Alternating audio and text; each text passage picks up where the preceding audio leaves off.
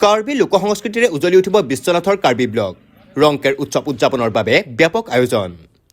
অসমৰ অন্যতম ভূমিপুত্ৰ কাৰ্বিসকলৰ লোককৃষ্টি তথা বিশাল সাংস্কৃতিক অনুষ্ঠানেৰে জীপাল হৈ পৰিব বিশ্বনাথৰ অসম অৰুণাচল সীমান্তৱৰ্তীৰ কাৰ্বি ব্লক অহা 11 আৰু 12 জানুৱাৰী তাৰিখে দুদিনীয়াকৈ কাৰ্যসূচীৰে জিলাভিত্তিক ৰংকেৰ উৎসৱ উদযাপনৰ বাবে চলি আছে ব্যাপক প্ৰস্তুতি কাৰ্বি জনগোষ্ঠীৰ কলাকৃষ্টি সংস্কৃতিৰ উপাদানসমূহ সুশৃংখল চৰ্চা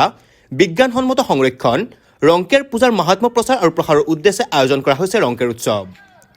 কাৰ্বি সমাজৰ মেটমৰা সাংস্কৃতিক সম্ভাৰেৰে ভৰপূৰ পৰম্পৰাগত ৰীতি-নীতি লোকাচাৰ তথা আৰ্থ সামাজিক দিশ স্বগোষ্ঠীয় প্ৰশাসনিক ব্যৱস্থা তথা লুপ্তপ্ৰায় জাতীয় স্বকীয়তাক উদ্ধাৰৰ লগতে বিশ্ব দৰবাৰত ৰংকেৰ উৎসৱক প্ৰতিষ্ঠাৰ মানসেৰে বিভিন্ন সাংস্কৃতিক তথা সামাজিক দিশসমূহক প্ৰতিফলিত কৰিব পৰাকৈ উপস্থাপনৰ প্ৰয়াস কৰিছে আয়োজক সমিতিয়ে ইতিমধ্যে চাংঘৰ আটক ধুনীয়াকৈ সজা সাঁকো মূল তোৰণ মঞ্চ নিৰ্মাণৰ লগতে পৰম্পৰাগত জাতীয় আৰ্থ সামাজিক সাংস্কৃতিক উপাদানসমূহেৰে সজ্জিত কৰি তুলিছে ৰংকেৰ উৎসৱৰ সমন্বয়স্থলী বিশ্বনাথ জিলাৰ ৰংকেৰ ৰঙাজেৰ উদ্যোগত 15তম ৰংকেৰ উৎসৱ ভাগত পৌৰাণিক পৰম্পৰাগত গীত নৃত্য প্ৰতিযোগিতাৰ লগতে লুপ্তপ্ৰায় দুঃসাহসিক ক্ৰীড়া প্ৰতিযোগিতাও অনুষ্ঠিত হ'ব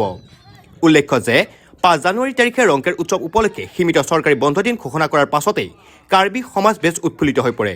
অৱশ্যে ৰংকেৰ উৎসৱ শীতকালীন উৎসৱলৈ পৰিণত হোৱাত ইতিমধ্যে সাৰ্বজনীন ৰূপে প্ৰতিষ্ঠা হোৱাৰ দিশে কাৰ্বি সমাজৰ পৰম্পৰাগত সাংস্কৃতিক সমাৱেশ ঘটা পাভৈৰ কাৰ্বি ব্লক ৰংকেৰ উৎসৱ উপলক্ষে বিৰাজ কৰিছে এক উৎসৱমুখৰ পৰিৱেশ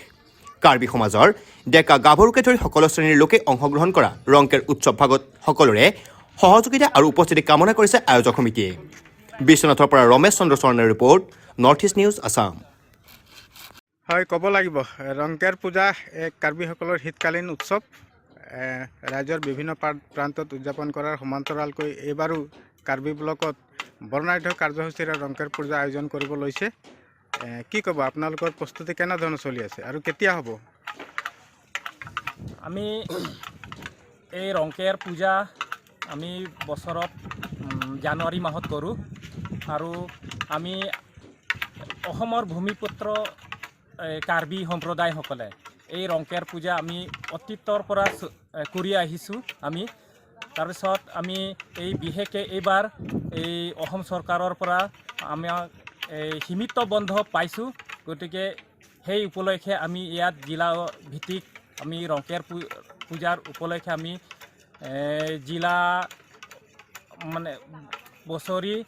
আমি পালন কৰোঁ গতিকে সেইটো লৈ পেলাই আমি এই উৎসৱ সততাৰে ৰাইজৰ স্বাৰ্থ নৰ্থ ইষ্ট নিউজ